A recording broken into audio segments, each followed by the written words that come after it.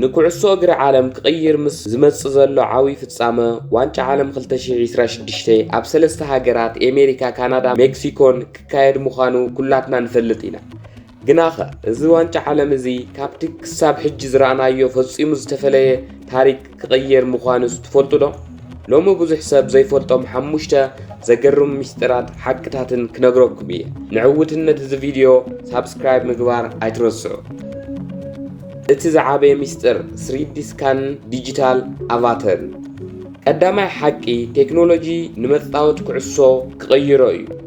ኣብዚ ናይ 2026 ዋንጫ ዓለም ፊፋ ንኹሎም ተጻወትቲ 3D ስካን ብምግባር ዲጂታል ቅዳሕ ወይ ዲጂታል ኣቫተር ከዳልው እዩ። እዚ ንምንታይ እዩ? እዚ ሓድሽ ሴሚ ኣውቶሜትድ ኦፊስ ቴክኖሎጂ ነቶም ዳያኑ ብቕጽበት መልእኽቲ ክሰደሎም እዩ። ኣብ ውሽጢ 1 ሰከንድ ኦፍሳይድ ሰን ጥራይ ዘይኮነስ ንሕና ተዓዘብቲ ኣብ ቲቪ ክንሪኦ ከለና እቶም ተጻወትቲ ብኣኒሜሽን ተሰሪሖም ጽቡቕ ገይሮም ምስ ኦፍሳይድ ከም ዝነበረ ብንጹር ከርእዩና እዮም። ፍጹም ጌጋ ዘይብሉ ዳይነት ክንርኢ ኢና።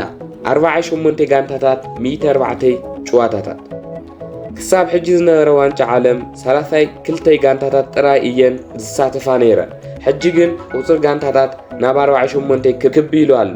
እዚ ማለት ቀደም ዕድል ዘይነበረን ናይ ትሕቲ ዓቕሚ ሃገራት ሕጂ ክሳተፋ እየን። እቲ ጸወታ እውን ካብ 64 ናብ 104 ጨዋታታት ክዓቢ እዩ። እዚ ማለት ንልዕሊ 1 ወርሒ ሙሉእ ናይ ኩዕሶ ፌስታ ክኸውን እዩ። ሳልሳይ ዳያኑ ካሜራ ክዕጠቑ እዩ። እዚ ሰሚዕኹሞ ትፈልጡ ዶ? ዳያኑ ኣብ ደረቶም ፍሉይ ካሜራታት ክዕጠቑ እዮም። እዚ ካሜራ እዚ ዘመናዊ ሌኖቮ ቴክኖሎጂ ዝተሰርሐ ኮይኑ ዳኛ ክጎይ ከሎ እቲ ስእሊ ከይናወጽ ኖ ሞሽን ብለሪ ዝከላኸል እዩ። ንሕና ተዓዘብቲ እቲ ዳኛ ካብቲ ዘለዎ ርሕቐት ንጸወታታት ክርክራት ከመይ ገይሩ ከም ዝሪኦ ብዓይን ዳኛ ክንዕዘብ ኢና። ረብዓይ ናይ 8 ሰከንድ ሕጊ ሓለውቲ ማዕጾ። ግዜ ንምጥፋእ ኩዕሶ ሒዞም ዝጸንሑ ሓለውቲ ማዕጾ ሕጂ ተኣጊዶም ኣለዉ። ሓድሽ ሕጊ 2026 ከም ዝሕብሮ ሓላዊ ማዕጾ ኮይኑ ምስ ሓዘ ኣብ 8 ሰከንድ ክሰዳ ኣለዎ።